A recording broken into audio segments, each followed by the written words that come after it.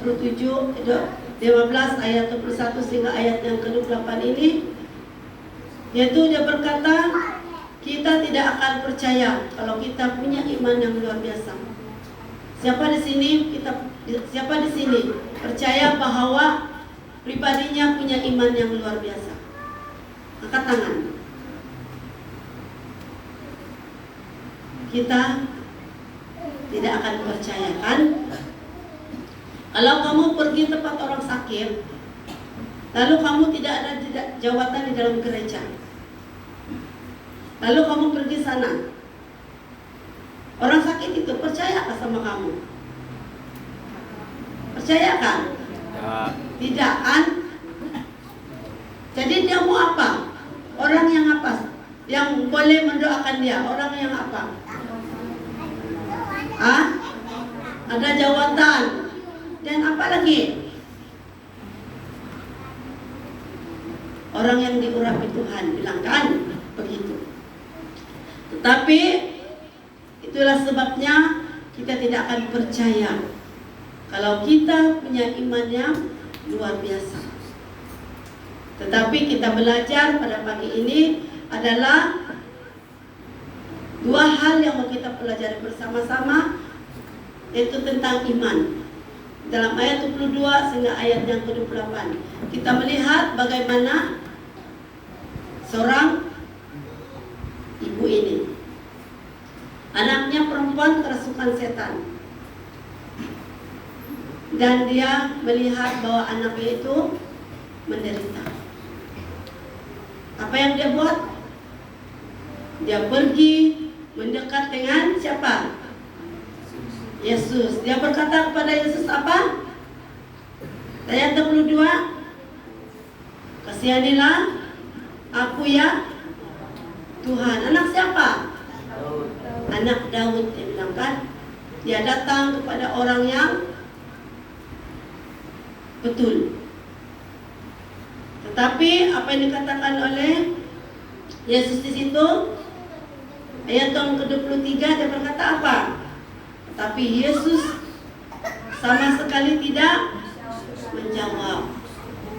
Kamu kira-kira Yesus itu tidak menjawab dengan pertolongan Tuhan itu? Kamu kira-kira dia apa? Seorang apa? Janganlah kamu pikir secara rohaninya, secara yang apa namanya? Secara jasmani kamu lah. Kalau kamu minta tolong dengan orang itu, lalu orang itu tidak peduli dengan kau, apa kau buat? Apa kau cakap? Sombong. Buat bah. Masa kamu tidak pernah cakap kurang begitu?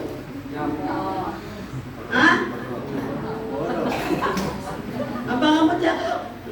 Membawang. Terima kasih sebab kau nak tolong saya, gitu kan? Membawang. Apa di bawahnya? Di belakang baru bercakap. Oh, di belakang baru bercakap. Kalau kamu sendirilah, baru kamu apa? Pribadi kamu lah. Perasaan kamu ya. Kalau orang minta tolong kamu, baru kamu dah menjawab. Apa perasaan kamu? Sedih jawab. Sedih hati kamu. Kalau kamu tidak peduli orang itu, baru kamu sedih hati kamu.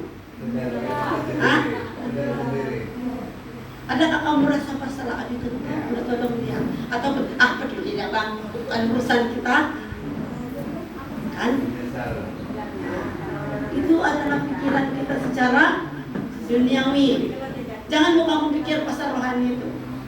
Kita buka pikiran kita sekarang. Tapi kenapa Yesus berbuat demikian?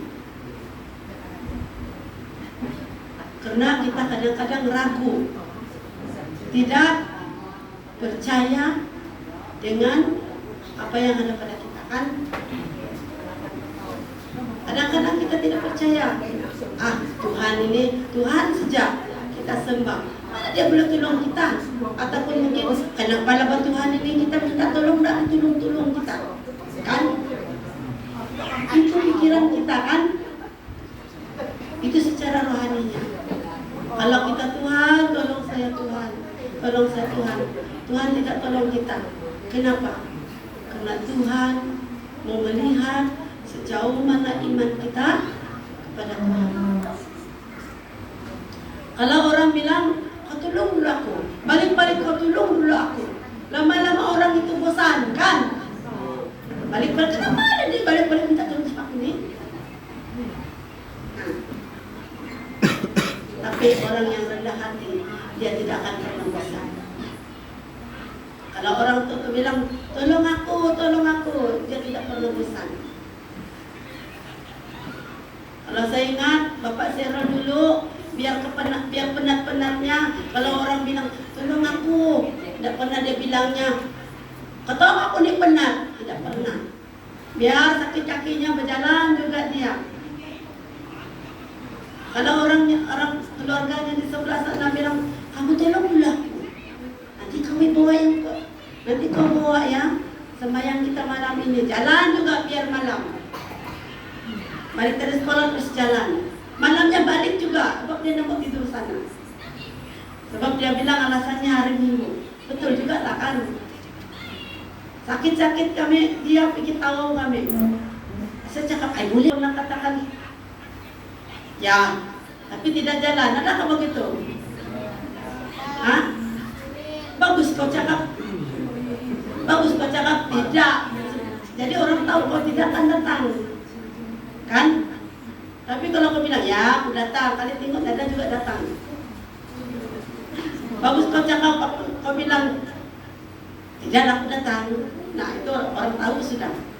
Kasih siap-siap itu makanan. Tidaklah. Nah itulah kita lihat bagaimana iman seorang ibu ini.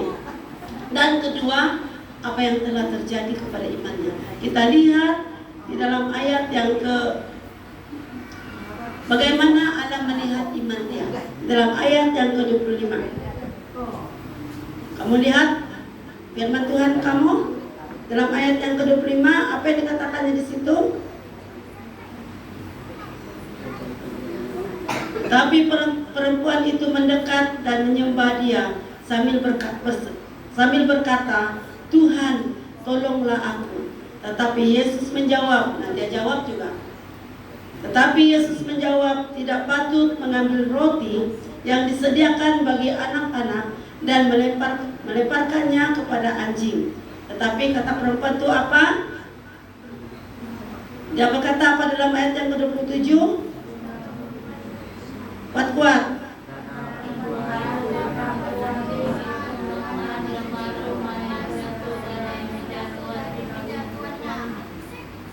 Okay. Kamu paham ke ini? Dalam betul perkataannya kan? Dia menjawab apa yang Tuhan katakan. Sebab sama. Kalau kita punya kerendahan hati dalam kehidupan kita, kalau kita punya iman yang kuat, tidak mungkin kita akan jatuh kan? Tidak mungkin apa yang kita minta daripada Tuhan itu membuat kita kecewa. Tapi di dalam ayat yang ke-28 dia berkata, apa? Dia cakap di situ. Maka Yesus menjawab dan berkata kepadanya,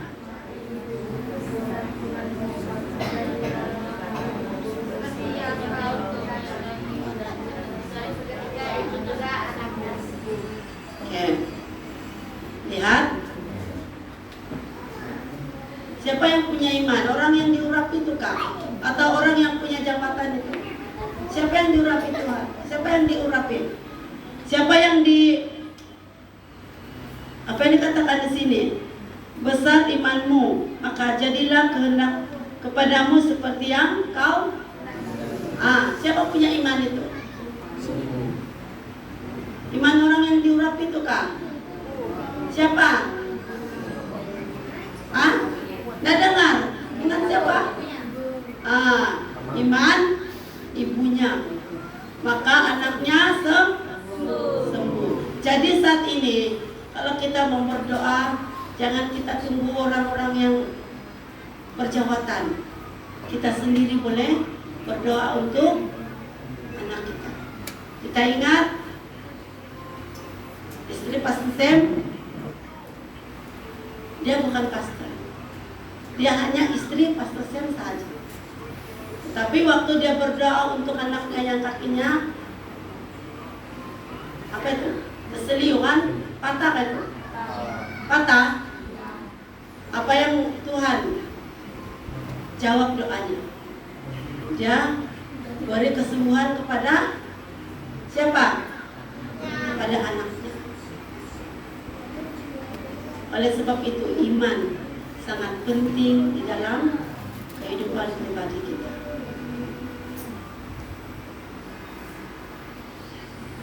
Nah, di dalam hal yang kedua, yaitu kesadaran kita.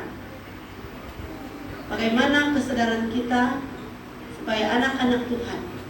Yaitu pertama, kita tidak pernah yakin dengan iman yang ada pada kita. Kita harus sadar bahwa kita memiliki iman yang besar. Kedua, yaitu kita berkata bahwa yang penuh kuasa adalah orang-orang yang diurapi Tuhan. Tetapi hari ini kita harus sadar dan belajar bahwa iman yang ada pada kita itu adalah luar biasa. Kalau kita berdoa hari ini, Tuhan akan menjawab doa kita. Dan kalau kita dengan hati-hati, dengan sungguh-sungguh berdoa kepada Tuhan, dan saya percaya, walaupun mungkin kita punya masalah di dalam kehidupan kita, kalau kita percaya dengan iman kita kepada Tuhan, pasti kita akan menjadi seorang ibu ini yang tetap percaya kepada Tuhan. Kesimpulan firman Tuhan kita pada pagi ini, iman seperti biji sesawi. Kita melihat dalam Matius 17 ayat yang ke-20. Kita sama-sama melihat di dalam Matius 17 ayat yang ke-20. Saya minta kita bangkit berdiri dan kita akan baca sama-sama ayat firman Tuhan ini. Di dalam Matius 17 ayat yang ke-20. Sudah dapat? Oke, kita baca sama-sama. 1, 2, 3. Ia berkata kepada mereka, karena kamu kurang percaya, sebab aku berkata kepadamu, sesungguhnya sekiranya kamu mempunyai iman sebesar biji sesawi, sejak kamu mendapat kata-kata gunung ini, pindah dari tempat ini ke sana, maka gunung ini akan pindah dan akan ada yang mustahil bagi Tuhan. Nah, oleh sebab itu dia berkata, kalau kita punya iman sebiji sesawi, dia bilang, kamu lihat bibit itu besar kan? Yang sawi kecil. Apabila kamu tabur, apa yang akan terjadi? Dia akan menjadi banyak dan dia akan membesar. Oleh sebab itu iman kita seperti itu. Kita melihat bahwa diri kita ini kurang percaya dengan adanya iman luar biasa dalam kehidupan kita. Tapi hari ini kita belajar bagaimana kita harus tetap beriman kepada Tuhan. Dan dalam Matius 17 ayat 21 berkata, jenis ini tidak dapat diusir kecuali berdoa dan berpuasa. Ini adalah Yesus menyembuhkan seorang muda yang sakit ayan. Karena doa dan berpuasa saja dia boleh sembuh. Oleh sebab itu, oleh karena doa dan berpuasa, apa yang kita ingin lakukan dalam kehidupan kita, ini adalah sangat penting yang harus kita lakukan dalam kehidupan kita. Dan apapun yang kita hadapi, hanya satu saja yang kita boleh atasinya, yaitu melalui doa dan puasa.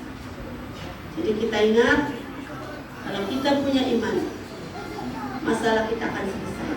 Kalau kita punya iman, penyakit yang ada dalam tubuh kita pasti akan sembuh. Kalau kita punya iman, kita kita akan tetap kuat karena Yesus ada di dalam kehidupan kita.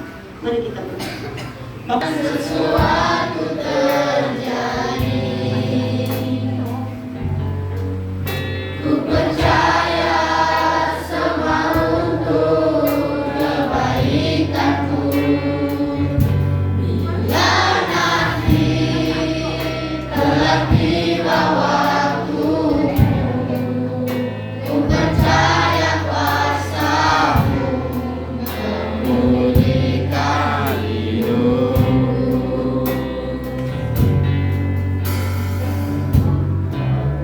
Tuhan pasti yang terbaik,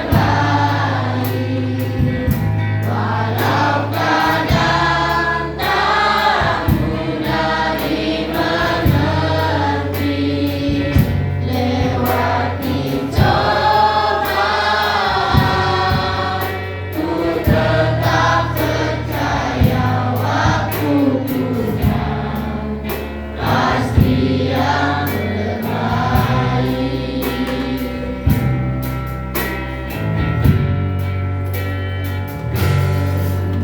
Kau izinkan sesuatu terjadi, ku percaya semua untuk kebaikanku. Bila nanti telah tiba waktumu, ku percaya kuasa-Mu memulihkan hidupku.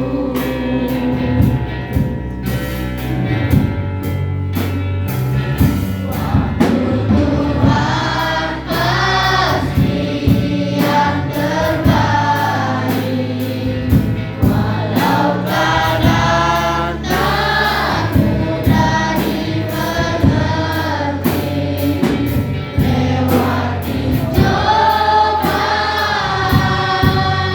ku tetap percaya waktu Tuhan pasti yang terbaik. Tuhan pasti yang terbaik. Waktu Tuhan pasti yang terbaik. Jadi acara terjadi